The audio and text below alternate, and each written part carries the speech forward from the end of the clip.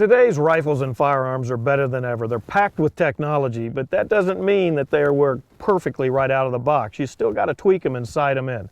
Hi, I'm Mark Thomas with the National Shooting Sports Foundation, and today we're here at the world-famous Gunsite Training Academy and Range, and we're with certified instructor Bob Whaley.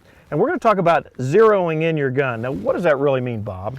When you zero in a weapon system, basically what you're doing is creating a relationship between the sighting system on that weapon and the weapon itself to ensure that when you launch a round down range, you know where it's going to strike at any given distance. Now, take us through the procedure, because we did a lot of different things in different distances today. Sure. Today we were working with carbines.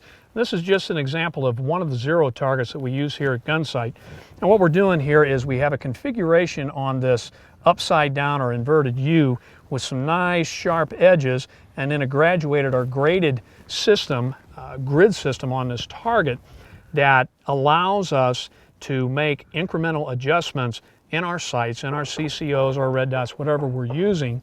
And we can use these hard edges and the edges of the red dot or the chevron or whatever our particular sighting system has to ensure that we get a good consistent sight picture. And it's really handy because each one of these squares are a ½ inch, so right. it makes zeroing in, and we used a red dot sight today, exactly. a lot faster and quicker. It sure does. So tell us, I was really surprised because we started at 25 yards. I guess I thought we would have been a lot farther back. Tell me the theory behind that. First off, Gunsite advocates a 50/200 yard zero for the AR-15s. Basically what that means is that the bullet is going to cross your line of sight at 50 yards and at 200 yards. So we can do this the easy way or we can do this the hard way. We can go back to 200 yards, do everything from back there, and if you don't have spotting scopes and things adequate to see what's happening down there at 200 yards, you got a lot of walking or driving to do.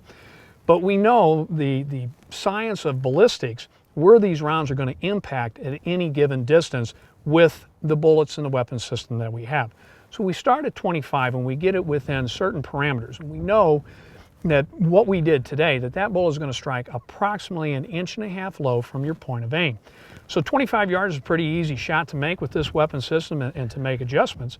And then once we've got you in at 25 yards, then we'll move back to 50, get our hard zero back there, and go point of aim, point of impact. Now, so almost every range you can get to 50 sure. yards, so you don't bet. have to have that 200 yards. Exactly. So we get that done the first time. Is that it? Do we have to do it again? I mean, when do we have to zero a gun again? My personal advice to people would be take your weapon system out and zero it at least a couple times a year. Ensure that zero. If you're going to go out to training, if you're going to go out to a class, zero that gun before you go. It's going to make your life and the instructor's life a lot easier, and it's going to help that class flow a lot smoother and get things done quicker. Thanks, Bob.